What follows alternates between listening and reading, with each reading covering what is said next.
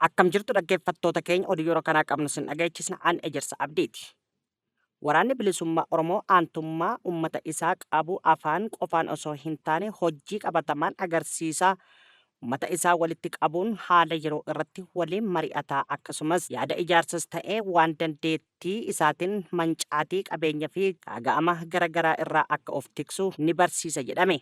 Garaagarummaan waraana abbaa irree fi waraana saba cunqurfamee keessa hacuuccaa fi cunqursaa dadhabee bilisummaa ofii gonfachuuf qabsaa'u gidduu jiru baay'eedha. Isa kana keessa waraanni abbaa irree baay'ee gara jabeessa yakkoota ijaan argaa fi gurraan dhageettiif hin tolle uummata irraa dhalate irratti raawwata. Sababni isaas uummata jiilchee ijoollee isaanii tan haqaaf qabsootu irratti abdii kutachiisuu fi jedhan jiraattonni qabeenya mancaasuu fi saamichaa garaagaraa gaggeessuudha. Sababni isaas ummatichi yoo diinagdee qabaate qaama haqaaf qabsaa'u utubaa yookiin ofiif of ijaara jedhee waan sodaatu fi mootummaan abbaa irree waraana isaa ummata irratti bobbaasa ummataan saamaa jedhan jiraattonni godinaalee garaagaraa. Sagaleen ummataa ukkaanfamee humna waraanatiin walitti qabame doorsisuu fi dargaggeessa humnaan fedha malee adda waraanatti guuruudha. Sababni kana godhuuf ummanni yoo humna waraanaa arge na jalatti bula sodaa jedhu waan yaaduu fi akkasumas dargaggeessi gochaa gara jabeenya abbaa irree waan arguuf sirna sana jalatti waan hin hiriirreef humnaan adda waraanatti guuruu murteeffate jedhan.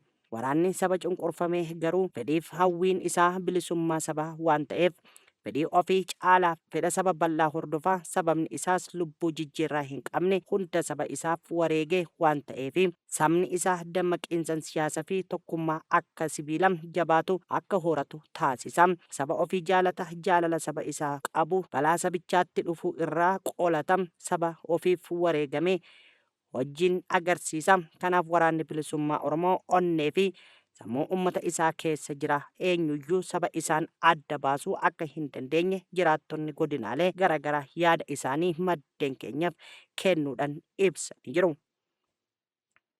Godina Bahaa Wallaggaatti humni faannoo namoota 2 ajjeesuun konkolaataa gubee jedhame. Godina Wallagga Bahaa keessatti humni hidhatee faannoo jedhamuun beekamu gocha sukkaneessaa namoota 2 irratti raawwachuun isaanii jiraattonni naannawa maddeen odeeffannoo ta'an himan jiru. Akka odeeffannoo maddeen irraa argame ibsutti itti gaafatamaa waajjira dhimma dargaggoota fi ispoortii godina Wallagga Bahaa obbo Dachaasaa Gannatii humna kanaan konkolaataa keessaa baasanii ajjeefamuu isaanii ibsame jira. Maddeen kun akka himanitti konkolaachisaan isaanii ammoo konkolaataadhuma waliin ibiddaan gubachuun lubbuun isaanii darbuu himanii jiru. Taateen kun yoomii fi bakka addaatti raawwatame irratti odeeffannoo dabalataa hanga ammaatti yoo argachuu baannes jiraattonni naannawaa gochi akkasii hawaasa nagaa irratti raawwatamu akka dhaabbatu mootummaa fi qaamolee dhimmi ilaallatu gaafachaa jiru. Akkasumas qaamolee mootummaa dhimma kana irratti qorannoo walabaa fi iftoomina qabu akka gaggeessanii namoota gocha kana keessatti hirmaatan seeraan gaafataman jechuun isaanii maddeen himanii jiru. Gochoonni namoota nagaa irratti raawwataman lubbuu namoota qofa osoo hin taane nageenya fi wal amantaa hawaasaa irratti miidhaa guddaa geessisaa jira jedhan. Godina Arsii Aanaa Gunaa keessatti loon uummataa 95 saamamuu fi reebichi uummata nagaa irratti raawwatamuun barame. Godina Arsii Aanaa Gunaa ganda Andaalee Abbaa Jamaa bakka Qoree jedhamutti qabeenyi uummata mootummaa jechuun humnoota mootummaa hidhatan mootummaa waliin qabatan irraa saamamuu isaa maddeen naannichaa himanii jiru.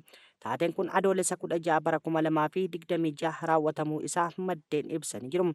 Akka maddoonni keenya himanitti loon uummataa 95 mootummaan waraana bilisummaa Oromoo WBO waliin kan deeggaru yookiin harka qabu jechuun walitti qabame saamameera. Loon kunneen ganda Andaalee irraa walitti qabamanii magaalaa Abbaa Jamaatti geeffamuun milishoota mootummaan torban tokkoof mooraa tokko keessatti eeggamaa jiraachuu isaanii maddeen keenya ibsanii jiru. Maddoonni akka ibsanitti abbootiin qabeenyaa loon isaanii barbaacha magaalaa Abbaa Jamaa dhaqan doorsisaa hidhaa fi reebichaaf saaxilamuu isaanii himanii jiru. Namoonni kunneen qabeenya isaanii yakka tokko malee akka irraa fudhamee fi deebifamee akka isaaniif kennamu jechuun gaaffii isaanii dhiyeessanii jiru. Saamichi qabeenyaa uummata irratti raawwatame kun maqaan isaanii akka nu qaqqabetti Buzuu Huseen horii 9, Qaasim Hamdaa horii 4, Zeenabaa Buzuu horii 7, Ahmad Baatii horii 10, Abdullee Maddaa horii 10, Jamuu Maddaa horii 15, Kaadir Amaan horii 2, Hawwaa Muhammad horii 6, Jeelaan Huseen horii 2, Amaanee Aliyyi horii 8, Gabii Muhammad horii 14, Imayyuu Baatii horii 2, Adam Amaan horii 2, Jamaal Abdallaa horii 1, Umar Huseen horii 1, Amaan Huseen horii 1. Kana malees Aminaa Huseen irraa midhaan kuntaala 1 fi qarshii 3,000 fudhatamuu isaa maddoonni keenya nuuf ifoomsanii jiru. Maddoonni odeeffannoo kana nuu kennan gochii qabeenya uummataa humnaan mootummaa yookiin garee hidhate kamiyyuu maqaa garee siyaasaa yookiin hidhata tokkoon saamu jedhu dhaabbachuu akka qabu gaafatanii jiru. Akkasumas qabeenya uummata irraa fuudhame saffisaan akka deebifamuu fi namoonni himannaa hidhaa fi reebichi irratti dhiyaate qaamolee dhimmi ilaallatuun akka qoratamuun waamicha isaanii dhiyeessanii jiru. Koomishiniin mirgoota namoomaa fi uummataa gamtaa Afrikaa godaantonni Itoophiyaa Saawud Arabiyaa jiran murtee du'aan adabamuuf jiru jechuun yaaddoo qabu ibse.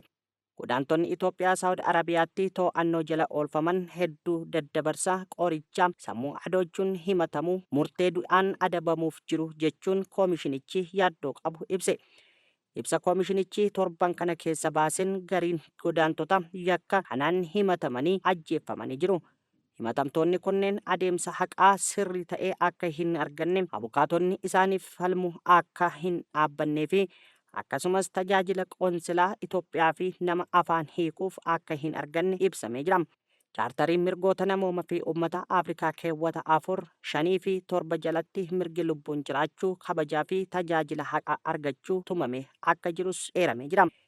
Iddootti murteen du'aa darbuu ilaalchisee yakkoonni akka malee hamoo ta'anii fi inniyyuu adeemsa seera fi haqaa sadarkaa idila addunyaa eeggateen akka ta'uu qabu ibsamee jira. Itti dabaluun qajeelfamoota mirga godaantotaa baqattootaa fi koolugaltummaa Afrikaa irratti godaantonni mirga lubbuun jiraachuu eegumsa argachuu fi tajaajila qoonsilaa haal duree baqatummaa isaanii malee argachuu akka qabus eeramee jira. Tattaaffii mootummaan Itoophiyaa qondaalota Saawud Arabiyaa waliin gochaa ture gaarii ta'uu eeruun ammas lubbuun lammiilee isaa oolchuuf karaa hariiroo dippiloomaasii cimsee hojjechuu akka qabus eeramee jira. Balaa ibiddaa saafaa Faransaayii fi Ispeen muddateen namoonni 220 ol buqqa'uun beekame. Faransaayii fi Ispeenitti balaa ibiddaa saafaa babal'ataa deemeen walumaa galatti namoonni 220 ol qe'eerraa buqqa'an. Pirezidaantiin Faransaay Imaanu'eel Maakroo hojii ittisaa balaa akka gargaaraniif humni waraanaa biyyattii akka bobba'uuf ajajanii jiru. Gama biraan Ispeen naannoo magaalaa Maadriiditti ibiddi ka'e ammoo dhaamsuuf humna hojjettootaa balaa ibiddaa ol ta'uu qondaalonni akeekkachiisanii jiru. Mootummaan Ispeen balaan ibiddaa kun yaaddoo biyyaalessaa ta'uu labseera. Namoonni 25,000 akka buqqa'an yoo godhu 40,000 kan ta'an akka mana hin baane jedhamee jira. Pirezidaantiin bulchiinsa naannoo Maadriid Diyaas Ayyuusoo balaa ibiddaa kana seenaa naannichaa keessatti balaa ibiddaa hamaa muddatee hin beeknedhas jedhee jira. Ispeenis ibidda saafaa bal'ataa jiru kana dhaamsuu akka gargaaraniif humna waraanaa haga tokko bobbaastee jirti. Gamtaan Awurooppaa gamasaan hojjettoonni balaa ibiddaa Ispeenii fi Faransaay gargaaruuf xayyaarotaa fi helikoophtaroota bobbaasee jiras jedhamee jira. Egaan hordoftoota keenya oduun har'aaf qabnu asirratti raawwannee jirra. Qophiilee keenya biroo waliin turtii gaarii isiniin jenna.